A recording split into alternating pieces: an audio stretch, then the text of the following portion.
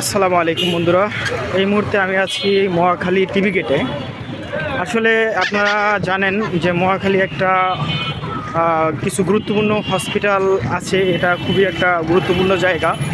এখানে আপনি cancer hospital, বক্ষব্যাধি hospital অথবা জাতীয় গ্যাস্ট্রো-লিভার থেকে শুরু করে তারপরে কলেরা হসপিটাল, বেশ কিছু হসপিটাল, গুরুত্বপূর্ণ হসপিটাল এখানে আছে, যেটা আসলে মানব সেবাদানকারী প্রতিষ্ঠান। তো আসলে এটা গুরুত্বপূর্ণ এই কারণে, আর যে কারণে বলা সেটা হচ্ছে যে এখানে কিন্তু প্রতিদিন হাজার হাজার লোক আসে। আর এটা হচ্ছে টিভি গেট, যে মেইন সড়ক। আর এদিকে হচ্ছে যে রাস্তাটা গেছে বক্ষব্যাধির দিকে, এই রাস্তাটা আর কি।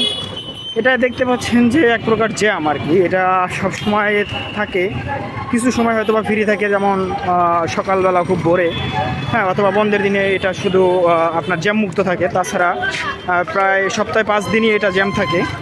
তো যে কথাটা বলতে চাচ্ছি সেটা হচ্ছে যে অপরিকল্পিত পার্কিং ব্যবস্থা অথবা রাস্তার দুই ধারে ফুটপাত জুড়ে দোকান বসা, এটা আসলে একটা হসপিটাল এরিয়ার ভিতরে আমি মনে করি যে কতটুকু যুক্তিসঙ্গত বা কতটুকু কার্যকরী পদক্ষেপ আসলে আমি জানি না।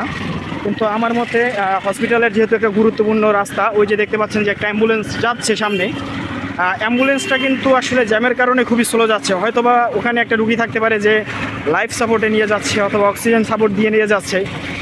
এই যে আমার সামনে অ্যাম্বুলেন্সটা।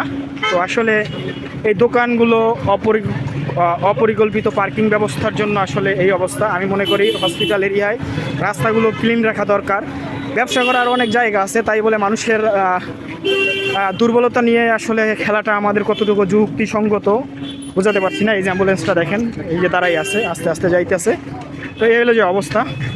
ধন্যবাদ।